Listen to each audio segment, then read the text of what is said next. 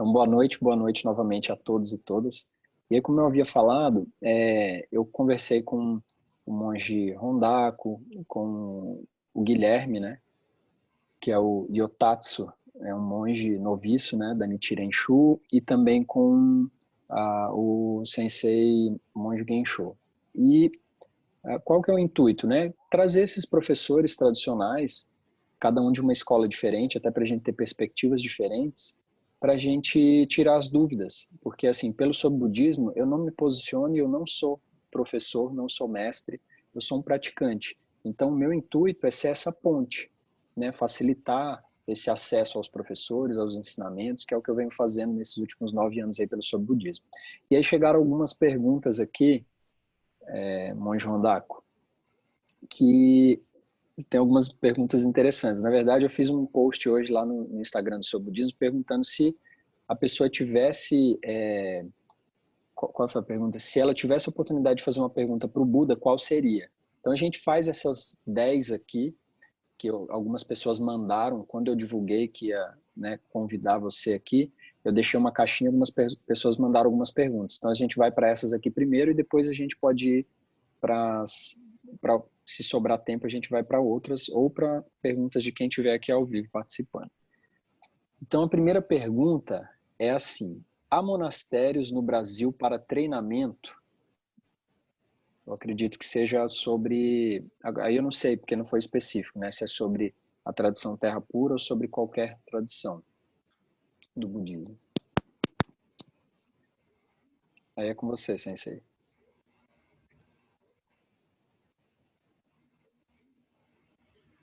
Bom, vocês estão me ouvindo bem? Porque eu estava ouvindo o Léo com bastante delay. Vocês estão me ouvindo bem? Também. Claro? Beleza. Léo, eu acho que a primeira pergunta que você me passou falava sobre a formação, né? Se nós tínhamos locais de formação aqui no Brasil, é isso?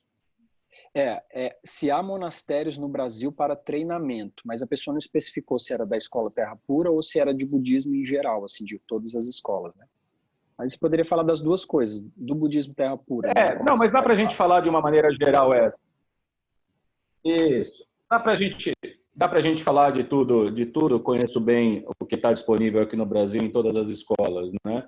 Bom, primeiro, eu sou um defensor das escolas tradicionais de budismo. Então, o que eu vou dizer aqui para vocês vai estar sempre embasado em escolas tradicionais, em escolas oficiais. Então, vou me dar o direito de não comentar nada de nenhuma outra escola que não seja considerada uma escola oficial ou uma escola tradicional. Bom, em termos das escolas, vou agrupar agora por países que eu acho que vai ficar mais fácil. Escolas japonesas. Todas as escolas japonesas, a grande maioria, tem condição de formação de monges aqui no Brasil. Tá? Então, nós, na Jodo Shinshu, sim, formamos pessoas aqui.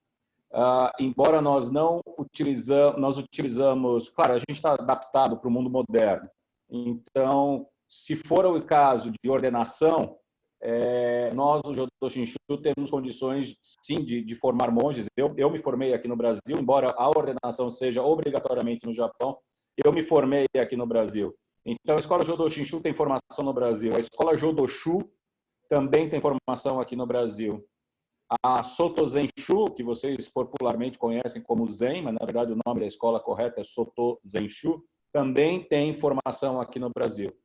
A Escola Shingon, que é a outra escola, a escola japonesa, também tem formação aqui, com o Sensei Noguni, e a Nichiren Shu também tem a possibilidade, com o Yokuda Sensei, de formação aqui no Brasil. Né? Se a gente olhar o Guilherme Yotatsu Sensei, que vai estar com vocês aí logo mais, ele fez a formação dele aqui, com alguns cursos fora, e ordenação fora também. Chineses. O Templo Zulai hoje tem uma escola de formação de monges no Templo Zulai. E os tibetanos também, as escolas tibetanas todas têm condições de formação de lamas aqui no Brasil. Por exemplo, a gente teve já lamas com retiros de 3 anos, 3 meses e 3 dias sendo feitos aqui no Brasil, né? E de algumas escolas. Então, das escolas que estão aqui estabelecidas tibetanas, as 4, né, que estão aqui estabelecidas, a que menos tem, eu acho que a única que não tem esse tipo de treinamento é a Gelup, que também tem muito poucos centros de Gelup aqui no Brasil. Mas as outras também têm. Tá? Agora, se é para uma questão de treinamento, de você quiser passar uns dias, você quiser fazer um retiro, se você quiser fazer algum curso, todas essas escolas oferecem também cursos.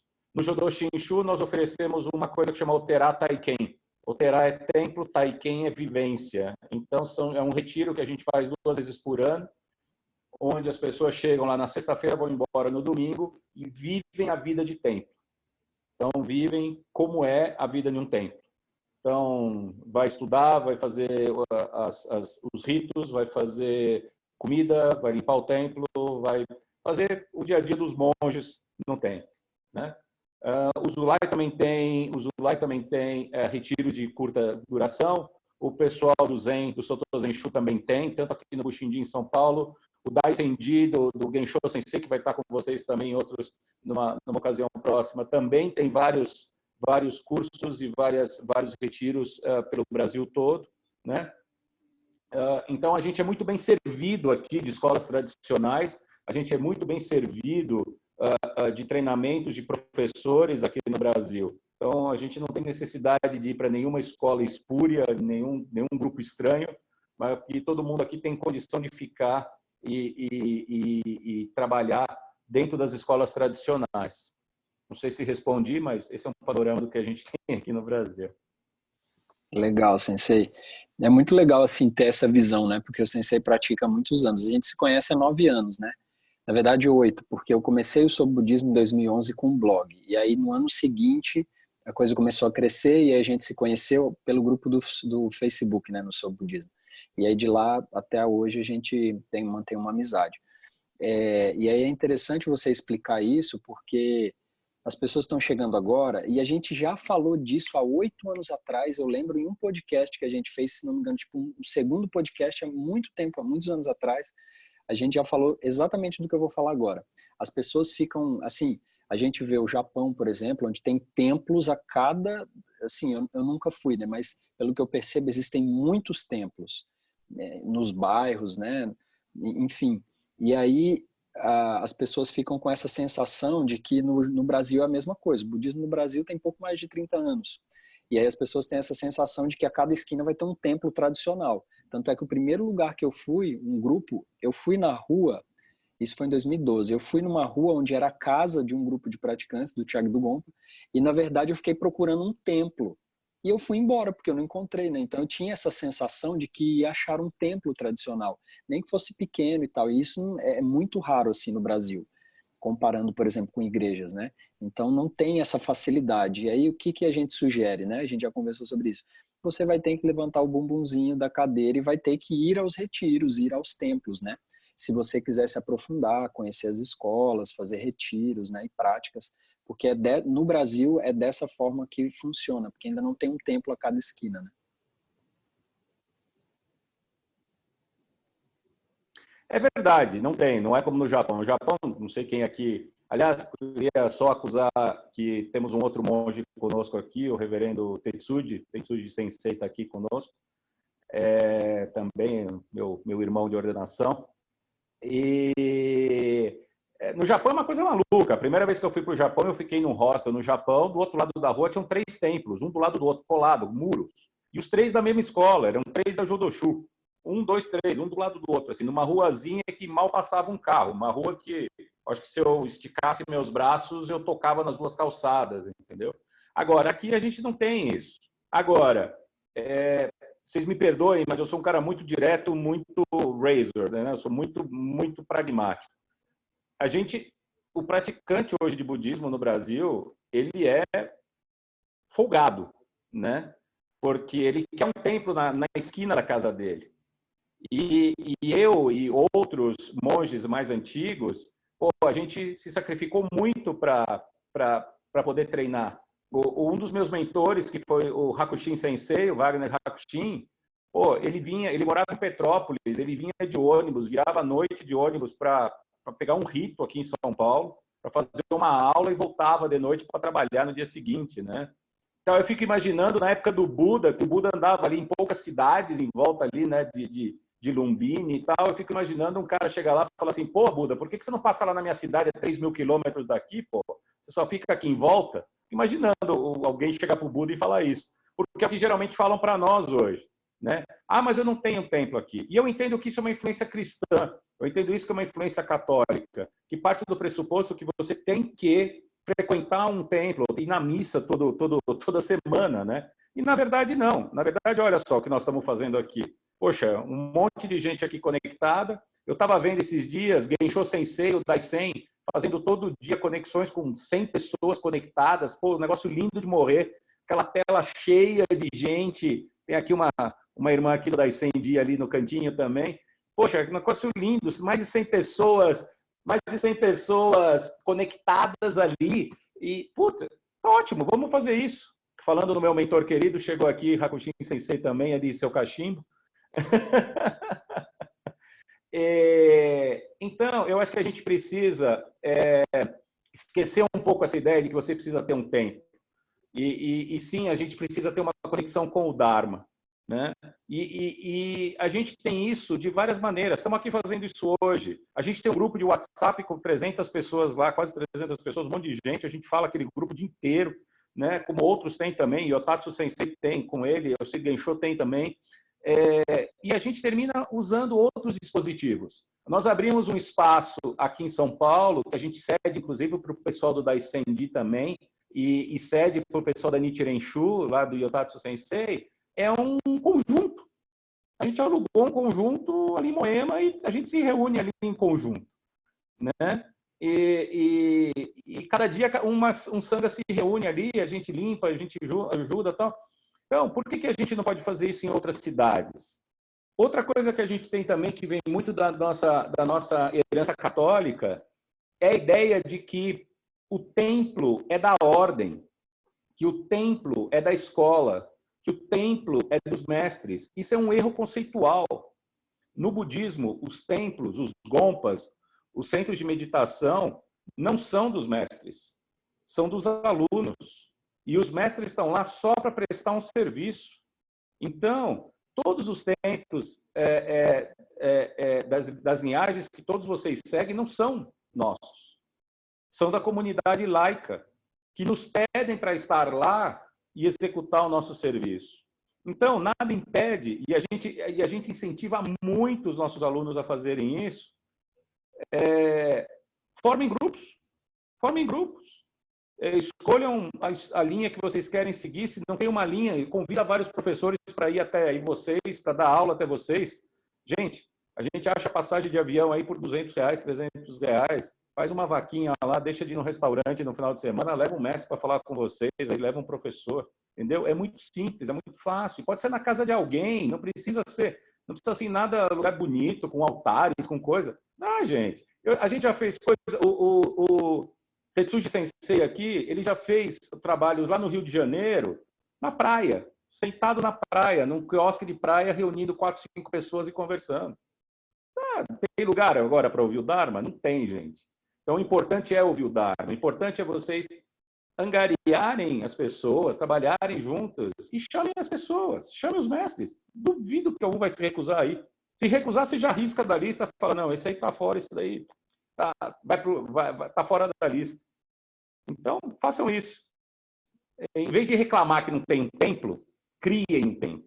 Só que o templo ele não precisa ser bonitinho, com cara de gompa tibetano ou com cara de templo indiano. Não, pode ser uma sala. Importa é o templo. Pode ser um banco num parque. É um templo. Perfeito, Sensei. E bem-vindo, né, aos monges que chegaram, né? Gratidão aos 2 monges que a gente se conhece também pela online, né? A gente se fala. E é legal porque aqui em Brasília, quando eu vim morar aqui, e aí não tinha nenhuma sangha ainda, né, da tradição que eu estudo, que eu pratico. E aí o que eu fiz? Comecei a divulgar lá no Facebook e comecei a me reunir num parque, no Parque Olhos d'Água aqui, né, no início, há 3 anos atrás. E a coisa vai andando, as pessoas vão chegando, vão se reunindo e aí vão se unindo, né? Então é super importante esse trabalho aí que o Sensei está sugerindo, né, pra gente. E assim, a maioria, principalmente do público que está aqui, que vem do sobre budismo, são pessoas que não não são budistas, né? São simpatizantes, são curiosos, que estão ali namorando ainda, conhecendo alguns ensinamentos, né? Então, por isso que eu acho que é tão rico trazer os professores aqui para eles falarem, para eles ensinarem, porque eles têm muita experiência. Eu estou aqui exatamente como vocês, né? Tirando assim os professores, eu estou aqui como vocês, porque eu estou aprendendo o tempo inteiro, né? Principalmente, eu gosto muito, né, de ouvir os professores, a gente aprende cada vez mais. E aí, indo para as nossas perguntas, Sensei, tem isso dos monastérios e treinamentos, que o Sensei já falou, e aí teve um rapaz aqui, que provavelmente ele é médico, e ele disse assim, existe um limite de idade para se tornar monge na Jodo Shinshu?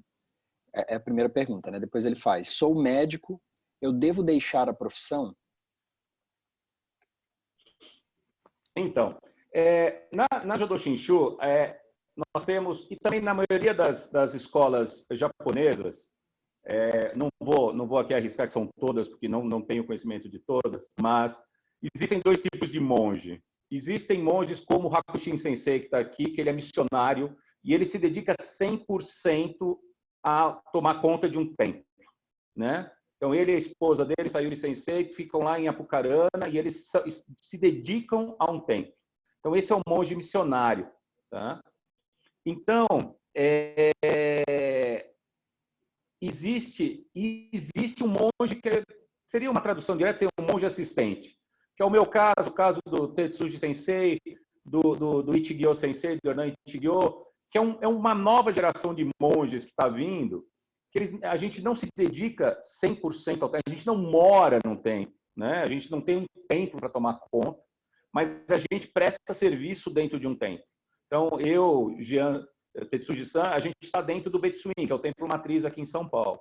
Então, hoje em dia, você tem essa categoria, e eu acho que vai ser o futuro, para a gente poder salvar o budismo, para a gente poder salvar essas escolas tradicionais. Minha opinião, e não reflete talvez a opinião da minha própria escola, eu acho que esse vai ser o modelo daqui para frente, porque nós não precisamos ser sustentados pela comunidade, né?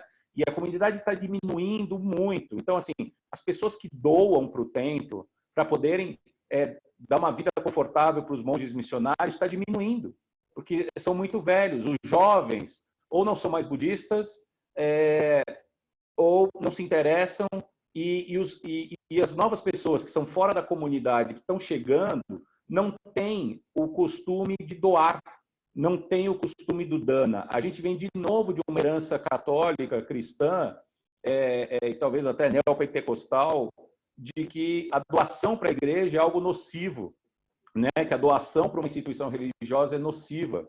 Só que a gente esquece de que se essa doação não existir, não tem templo, porque os templos, de novo, não são nossos, os templos são de vocês. Então, assim, a gente entra num ciclo vicioso, porque não tem templo na minha cidade, e os que têm vão fechar porque não tem apoio das pessoas que moram naquela cidade. Então fica um negócio complicadíssimo, né? Então, respondendo diretamente, não, você não precisa deixar a sua profissão, muito pelo contrário.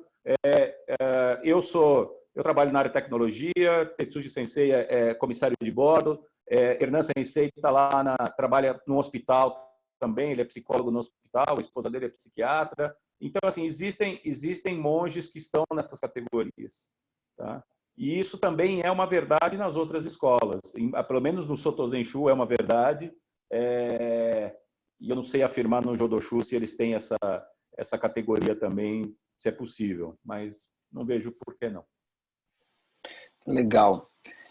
Porque também as pessoas ficam pensando que tu tem que largar tudo, né? E, tipo, virar padre, né? Porque é a referência que a gente tem aqui, né? Gratidão, Sensei, pela resposta. Aí aqui tem uma outra pergunta, a terceira pergunta, que é assim. Vocês não sabem a quantidade de gente que me chama de padre e chama nós aqui, os outros monges de padre também. Que engraçado. A terceira pergunta é assim, ó, além de fazer orações, meditações, aí que eu vou incluir tudo, né? Preces, práticas, né? O que fazer nessa situação de pandemia do coronavírus, do Covid-19? O que você teria para falar para essas pessoas, Sensei, sobre isso? Olha, você quer fazer oração, você quer meditar, você medita, mas você lava a mão, você usa máscara, você faz toda a sua profilaxia, tá bom? Porque não vai adiantar nada você meditar e orar e não fizer essas coisas, tá? Isso é uma tremenda de uma bobagem, bobagem muito grande, tá? O budismo não é cura, gente. O budismo não é curandeirismo. Ah, mas tem lá o Sutra do Buda da medicina. Gente, qual era a doença que o Buda falava que era a pior doença de todas? A ignorância, a raiva e o apego. O Buda da medicina está ali para eliminar essas doenças. Não é o coronavírus, não é a unha encavada, não é a hemorroida, nada disso. Tá? E Hakushin Sensei lembrou bem, o Buda tinha um médico no sangha dele, tá? Muito bem lembrado, ele tinha um médico. Então, assim, se meditar, orar, fazer o que quisesse, tivesse funcionasse, gente, o Buda não ia ter um médico com ele, que tratou dele quando ele comeu lá a delícia de porco lá e morreu de congestão intestinal. Gente, não façam essa bobagem, tá? Não façam essa bobagem. Vocês querem usar o budismo para prevenir o coronavírus? Eu vou ensinar para vocês o que vocês vão fazer. Aliás, foi tema da minha palestra em Apucarana esse final de semana. Mindfulness. Usa essa porcariazinha de mindfulness que virou modinha aí, que os caras não sabem que há 2.600 anos o Buda já falava disso. Usem o seu mindfulness para evitar o contágio. Como? Mindfulness é atenção plena, certo? Sati é atenção plena. Caminho óctuplo. O que o Buda dizia? Preste atenção em você. Preste atenção nos mínimos detalhes da sua vida. Então, use a sua meditação, use a sua capacidade de concentração, use o seu foco meditativo para lembrar de lavar as mãos, de lavar a sua comida, de desinfetar uma maçaneta. Lembre-se de ajudar quem está precisando no seu prédio, que está com a doença e não pode sair na rua para comprar as coisas. É assim que você vai usar o budismo para prevenir o coronavírus ou para ajudar as pessoas com coronavírus. Ou com qualquer outra doença. Tá? Use o mindfulness, use o caminho óctuplo para se deixar saudável, para fazer exercício, lembrar de fazer exercício, para lembrar de tomar um remédio, para lembrar de acolher as pessoas. A meditação, gente, é para isso. A meditação é para nós termos consciência plena. A meditação é para nós termos atenção naquilo que é importante para a nossa vida. Não é para curar a doença. É para curar os três piores venenos que nós temos. E a ignorância passa por esse negócio de achar que você rezando e meditando você vai se curar do coronavírus, ou pegar uma mandala de não sei da onde lá que o budismo cosplay lá coloca lá para andar com ele na carteira, como se aquilo fosse te evitar. Cara, você pode fazer tudo isso, mas lava a mão, se desinfete.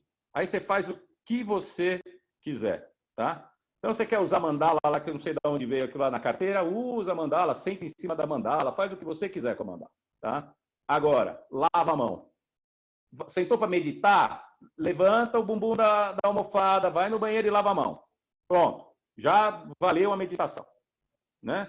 Então, você rezou, ficou lá na frente do Buda, fez suas prostrações na frente do Buda, pediu para o Buda e todos os bodhisattvas aparecerem e protegerem você do coronavírus. Ótimo.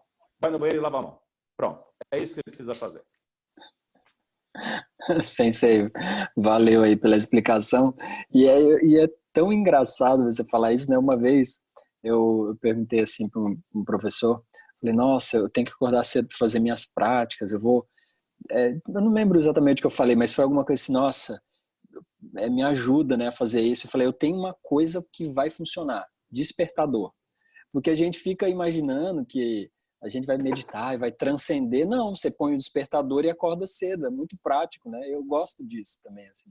Acredito que as pessoas estão precisando mais disso, né? De objetividade. E aí tem mais uma pergunta aqui. E o que você falou, Sensei, do Buda da Medicina, perfeito. Porque as pessoas acham que vão rezar para o Buda da Medicina para curar uma doença física, né? Na verdade, para você curar, o Buda da Medicina ele vai na raiz vai curar a ignorância, a raiva e apego, né? Porque tudo isso gera todas as doenças, né? Então, nossa, perfeito. A quarta pergunta que mandaram foi: como aplicar os ensinamentos na vida cotidiana? É uma pergunta muito ampla, né? Então, eu acho que o Sensei até já respondeu. Se a gente pegar um ensinamento, né, meditação, o Sensei já Lava a acabou mão. de explicar. Lava a mão. Exatamente. Desenvolver consciência, né? Lava a mão, pronto. Isso é aplicar o ensinamento. Exatamente. Lava a mão, pô. Entendeu? Pensa no outro. Lava a mão. Vai fazer compra para alguém. Não é, pô. Você não vai ter uma lâmpadazinha aqui na sua cabeça, não. Vai lá, pô. Ajuda alguém na rua. Sabe? Isso é que é ser budista. As pessoas acham que ser budista. As pessoas acham que ser budista, e aí é um problema sério. Eu não sou o cara que fica metendo pau na imprensa, não é nada disso. Mas eu falei, é um problema midiático, né? Aí, pô, porque todo mundo acha que ser budista, meu, é ser um bicho preguiça em coma, né? Que eu costumo dizer. É o cara sentadinho ali. Pô, gente, olha como eu sou. Olha para o Hakushin Sensei. Olha para o Gensho Sensei. Se alguém me falar aqui que o Gensho Sensei é um cara calmo e tranquilo, vocês não conhecem o Gensho Sensei como eu conheço. Né? Eu conheço o Petrúcio, vocês conhecem o Gensho Sensei. Então é o seguinte: se vocês acham que o Dalai Lama é um cara fofo, é fofo na televisão. Já teve 1 a 1 com ele, como eu já tive, dele dando esporro em todo mundo ali, criticando a prática de todo mundo, sentado no chão num hotel ali, todo mundo lá com aquela cara de Buda iluminado e ele dando porrada em todo mundo, aí todo mundo sai com aquela cara assim, tomei um esporro do Dalai Lama.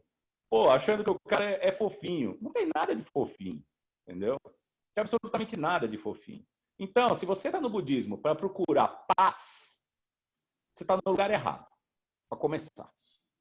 Porque o budismo vai te oferecer qualquer coisa menos paz. Porque é o seguinte, o budismo ele te dá um espelho, gente. Ele te dá um espelho para você ver quem você é.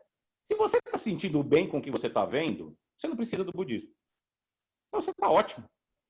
Então se você tem um espelho, olha para você, o espelho lá de dentro, e fala assim, gostei, tá legal. Gente, vocês não precisam de budismo. Agora, se você olha para esse espelho e fala assim, puta, ferrou.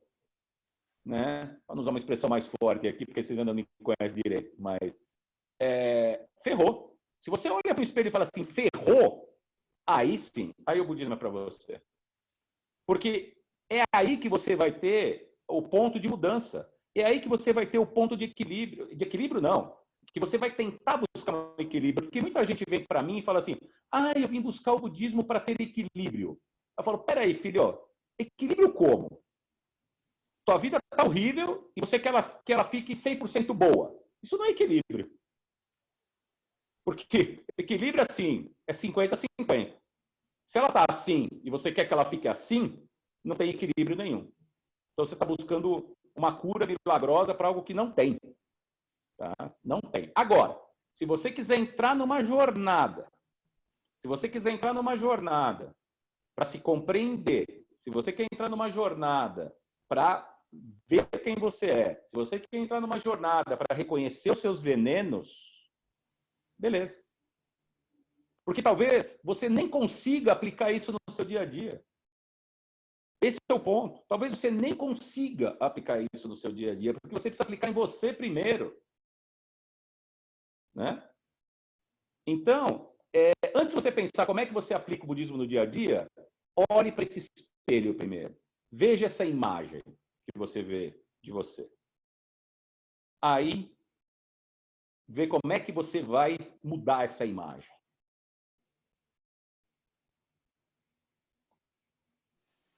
Perfeito. A gente fica só aqui, né? Deixa eu olhar o que eu estou buscando, né? É legal porque isso gera várias reflexões, né, Sensei? Inclusive eu postei aquele texto lá, né? Não procure o budismo. Aquele texto para mim é um dos textos mais perfeitos que tem, né? Porque ele vai desmistificar tudo.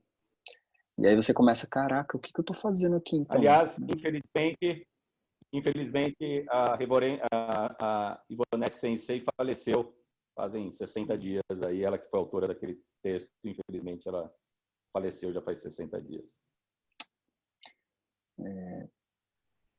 E aí, Sensei, a quinta pergunta. Por que algumas pessoas pagam seu karma e outras não? Quem disse que outras não? Me diz quem não paga um karma e eu te mostro um Buda. Como é que é, Sensei?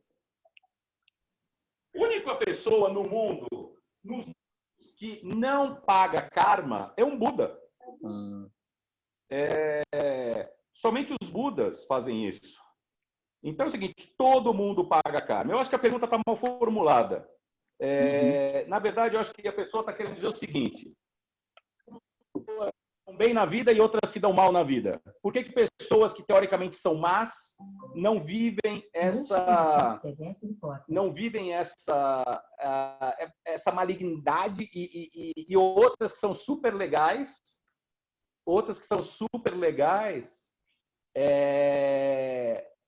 sofrem na vida? Gente, isso é a lei do karma. A culpa não é nossa. A culpa não são dos Budas. A culpa é que a gente não entende o que é um karma. A gente acha que karma é uma coisa negativa, mas karma não é negativo. Karma é algo neutro. Karma quer dizer ação. E uma ação pode ser positiva, pode ser negativa. Tá? Então, não tem essa. Todo mundo paga karma. Mais cedo ou mais tarde. Positivo ou negativo. Mas todos terminam sofrendo com isso.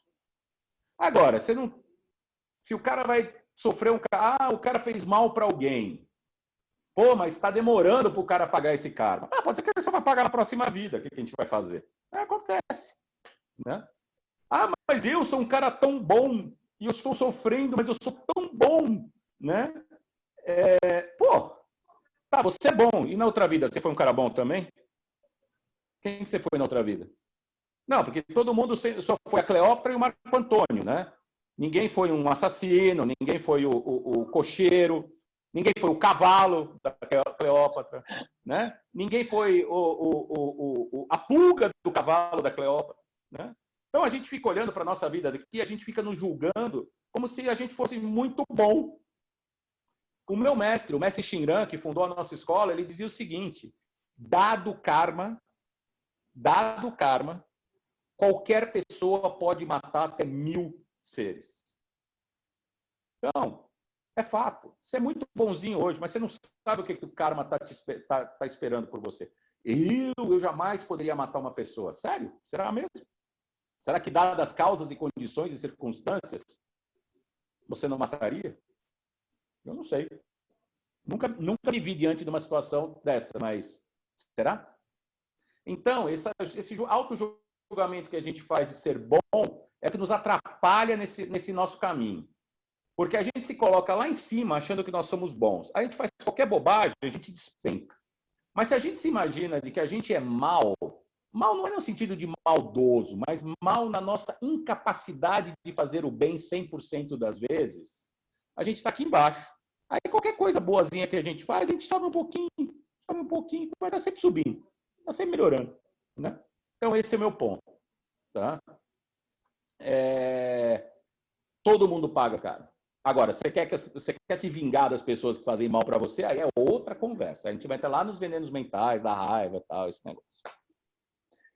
E Sensei, sabe o que eu imagino? As pessoas, essa pergunta, tentando imaginar uma pessoa que está chegando agora, né? É como se ela falasse assim, tipo, eu sou uma pessoa boa e só me ferro. Aquela pessoa que está fazendo mal para o outro está se dando bem. Só que as pessoas imaginam que isso é só no nível físico, né? Então, as pessoas também não imaginam que tem vários níveis de sofrimento, né? Tem nível mental também. Então, as pessoas acham que a pessoa está feliz 24 horas, porque é igual no Facebook, né? Instagram, você olha, tá todo mundo na praia feliz da vida. Se tu entrar em todos os Instagram, tá todo mundo sorrindo. Mas no sobre budismo, o que eu recebo de mensagem de pessoas sem rumo algum, né? Ou sem... E aí eu encaminho para vocês, né? Para os professores, eu falo, olha, procura um psicólogo, um psiquiatra, né? Que é o melhor caminho para você. Aqui a gente não faz esse serviço de saúde pública, né? Mental, pelo sobre budismo, né? Então, é isso, né? As pessoas estão achando que essa coisa de sofrimento é só uma coisa do corpo, né? Mas a gente não vê o sofrimento mental que as pessoas estão passando. E aí leva isso que eu acabei de comentar, leva à sexta pergunta, que é como sair do sofrimento? Como? Como O Buda já sair do disse, sofrimento? caminho óptimo. Não, ninguém sai do sofrimento. Você encara o sofrimento. Gente, sofrimento vai existir sempre. Eu já falei, não adianta. Não adianta. Você tem que pôr a gangorra assim. A gangorra nunca vai estar assim ou assim. Você não vai sofrer 100% da sua vida e não vai ficar feliz 100% da sua vida. Então é o seguinte, o sofrimento é inevitável. Então, a partir da hora que você se conscientiza disso, já é uma tremenda de uma sacada. Você não vai se livrar do sofrimento. Ouve o que eu estou te falando. E o Buda dizia isso 100% das vezes. Desculpa, alguém passou aqui, me deu um beijo e não viu que estava com a câmera ligada. E está aqui morrendo de vergonha agora. Bom, o sofrimento, o Buda sempre dizia que ele jamais iria deixar de existir. Mas o que tem que mudar é a maneira como nós encaramos esse sofrimento. O que nós temos que mudar é como nós vamos olhar para esse sofrimento e entender quais são as causas dele. Então, não é a gente se livrar do sofrimento, é como que eu vou usar a minha mente, como eu vou usar a minha atenção plena para buscar as causas desse sofrimento. Então, se você não vai eliminar o sofrimento, porque o sofrimento é karma, o sofrimento é consequência. Mas se você saber qual é a origem dele, quais são as causas e condições que geraram o seu sofrimento, você pode trabalhar para que elas não se realizem mais. Esse é o ponto. É trabalhoso, gente. Não tem fórmula mágica. É trabalhoso. Gratidão, Sensei. A sétima pergunta é: por que o futuro nos incomoda tanto? O futuro? Sim, por que o futuro nos incomoda tanto? A pessoa, na verdade, já está falando por si, né? Talvez não incomode todo mundo, né? Eu acho que ela deve estar falando, Não incomoda, Sensei, não. Uma vez ansiedade, né? Provavelmente. De ficar com a cabeça sempre lá na frente, né? E aí pode ser uma falta de atenção plena, né? De não estar aqui, no agora, né? Meu primeiro mestre, o Shagdu Rinpoche, ele dizia uma coisa que eu vou dizer para vocês e vai parecer pesado pra caramba o que eu vou dizer para vocês. Ele dizia assim: o grande mal da humanidade é a esperança. E o pior é que ele está certo. A esperança é algo que nos joga no futuro, num futuro incerto. E a gente está sempre criando uma expectativa incerta, ao invés de criar um presente estável para que um futuro estável se realize. Então, quando a gente está nessa esperança, sempre da esperança de algo melhor, como se algo externo fosse acontecer para a gente, melhorar a nossa vida ou melhorar o nosso futuro, nós não andamos. A gente não busca forças dentro de nós para alterar o nosso presente para que o futuro aconteça de uma maneira adequada. Passado já era, nós estamos vivendo o presente, é o karma do nosso passado. E nós vamos viver o nosso futuro, o karma de hoje.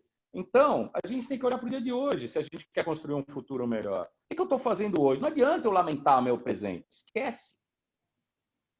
O presente é consequência do passado. Tá? É uma tremenda consequência do passado. Gente, tem gente colocando perguntas aqui do lado, eu não vou conseguir responder agora a essas perguntas. Se der tempo no final, eu dou uma revisada, tá bom? Se não, eu deixo meus contatos aqui, vocês podem me perguntar em off, sem problema nenhum. Então, a gente tem que olhar o presente. A gente tem que olhar esse presente aqui. O que está realizado é o nosso karma passado, não tem como a gente mexer nele, mas se a gente quer um futuro diferente, comece a transformá-lo já. Gratidão, Sensei. A oitava pergunta que mandaram é assim: como ficar em paz em momentos ruins e desesperadores? Como ficar em paz em momentos Não ruins e sei. desesperadores? Se você achar a fórmula, me diz. Não sei. Se você achar a fórmula, você me conta depois, porque nós somos seres humanos, gente. Nós vamos ficar desesperados, nós vamos ficar tristes, nós vamos chorar, nós vamos tudo isso. Não tem essa. Você quer tirar a humanidade de dentro de você? É isso? Você quer virar um robô e tirar a humanidade de dentro de você? Nem ferrando.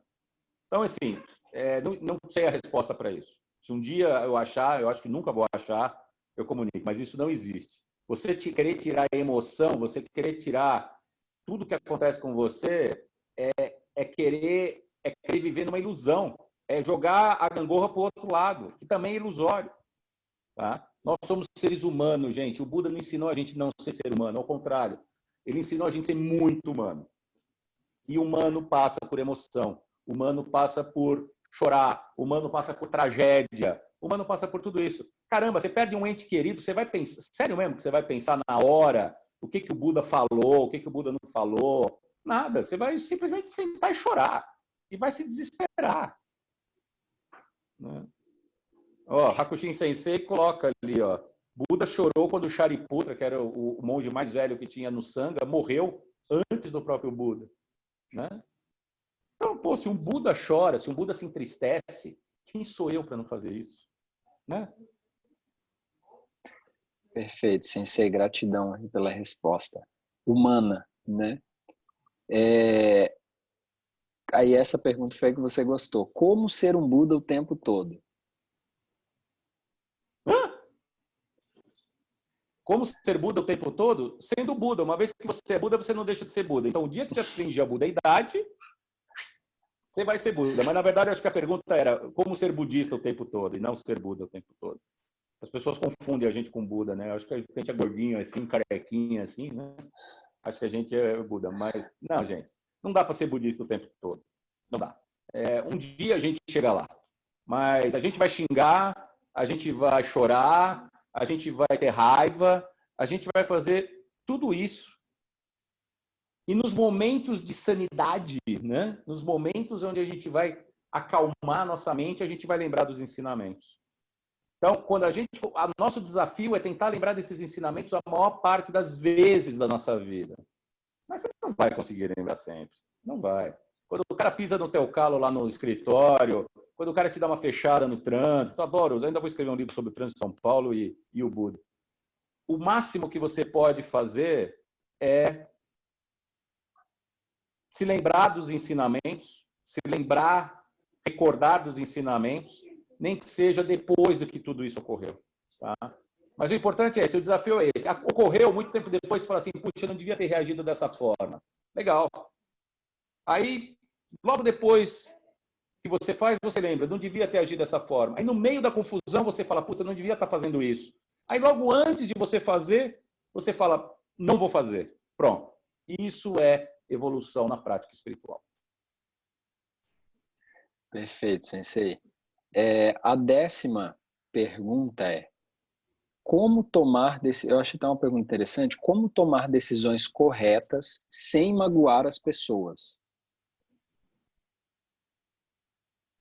Eu achei meio estranho, Eu porque acho que são, eu se a acho que são decisão é coisas, correta, tu não vai magoar a pessoa sem querer. uma coisa não está relacionada à outra, entendeu? A verdade pode magoar, pode. O que a gente vai fazer? A verdade pode magoar.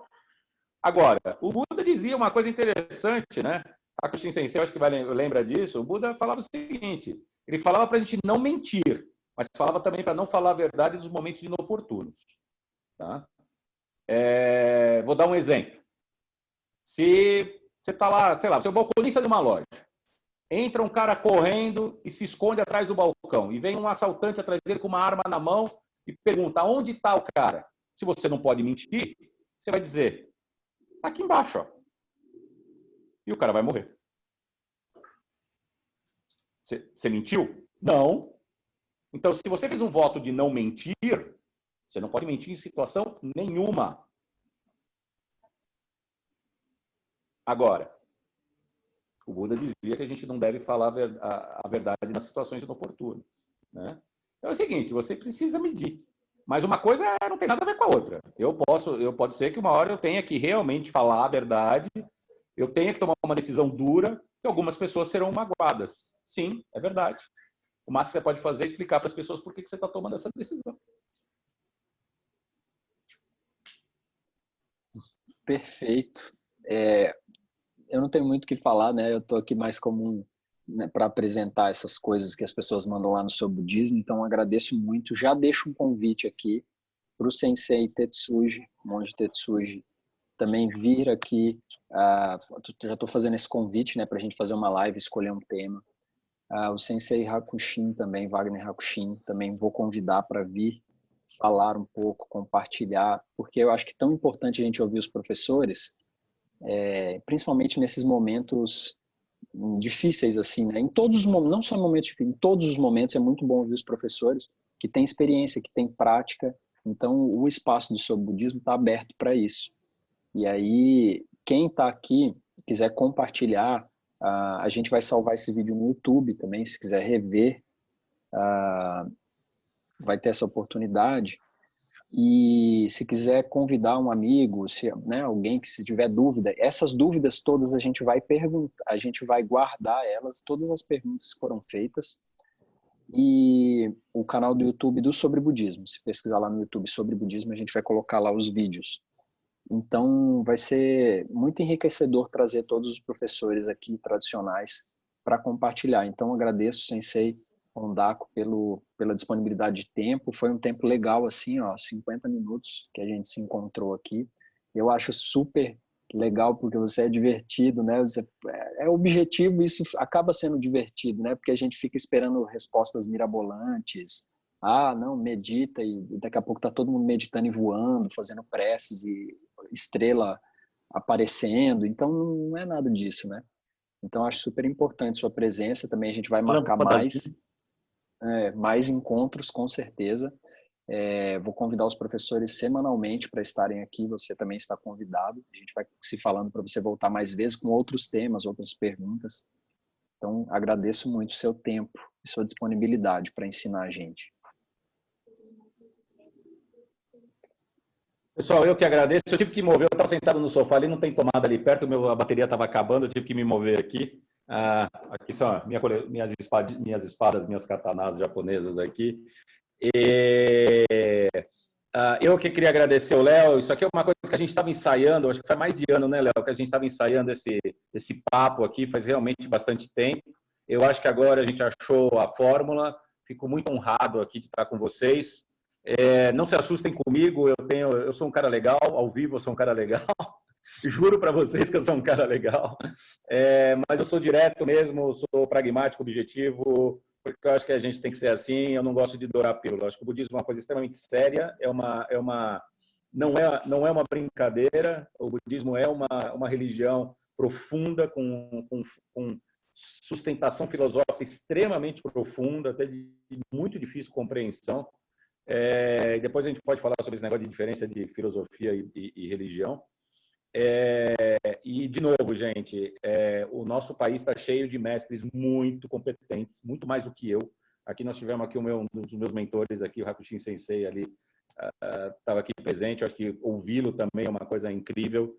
Faço votos que ele possa fazer isso com todos nós aqui também, compartilhar o que ele sabe. Tetsuji Sensei tem, para vocês saberem, ele tem um movimento chamado Rainbow Sangha, com foco para dar voz aos budistas da comunidade LGBTQ+. Então, os interessados podem procurá-lo, por favor.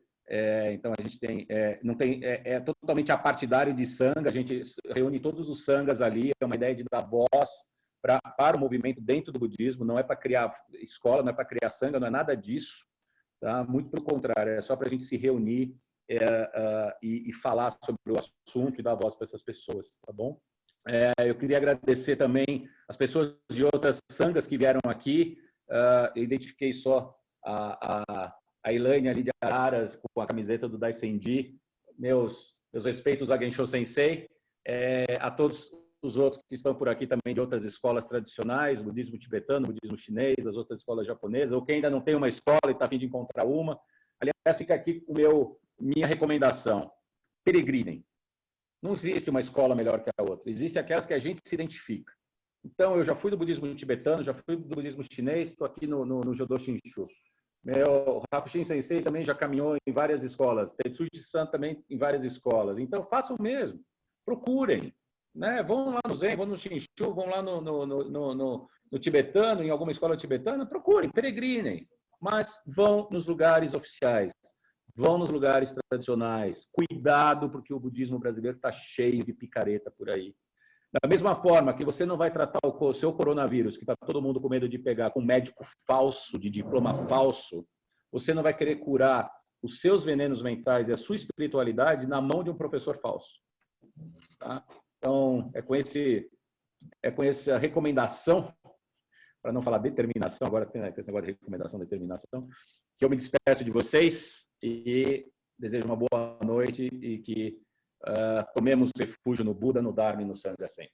Obrigado.